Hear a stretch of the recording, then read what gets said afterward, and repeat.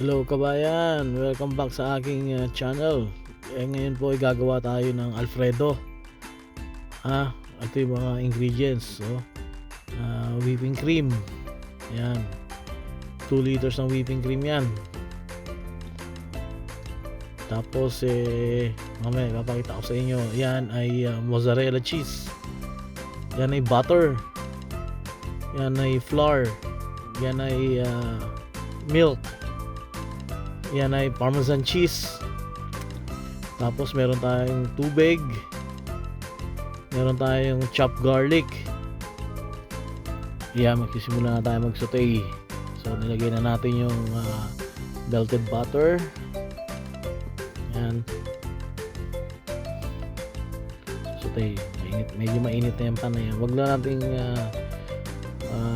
iinitin yung pan kasi baka maluto yung butter. So mas maganda kung medyo butter in oil. So nilagay na natin yung flour. Yan, nagkikreate tayo ng roux.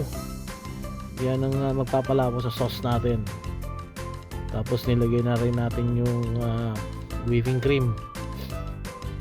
Yan, mas maganda sa whipping cream kung mataas yung percentage o yung full cream.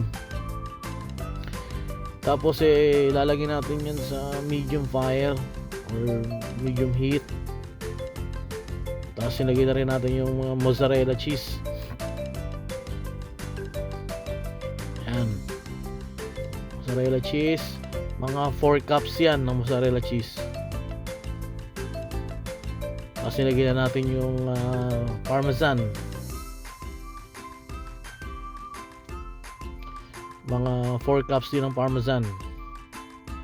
Itong recipe ng Alfredo na to, ito yung ginagamit namin sa restaurant na panalo. Galing pa ng US tong recipe na to. So Tex-Mex recipe ng Alfredo.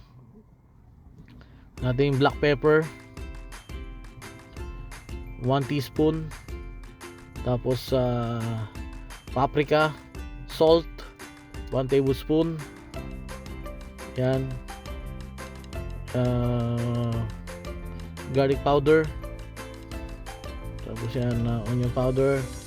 Tapos i-mix natin. I-mix natin maigi mga katropa para mahalo. Tapos medyo parang magiging ano yan, parang gooey texture. Hindi pa luto yan. Hindi naman natin siya yan yung pinakikita nyo yung ganon, yung parang lastiko. Hindi pa yan luto. Okay, magpapanik. Hindi yan sira. Hindi nasira yung luto nyo. So hihintayin natin na maubos yan. O na tuwing ayan, gumagawa na tayo ng cornstarch or slurry mixture. Isa rin sa magpapalapot ng sauce natin.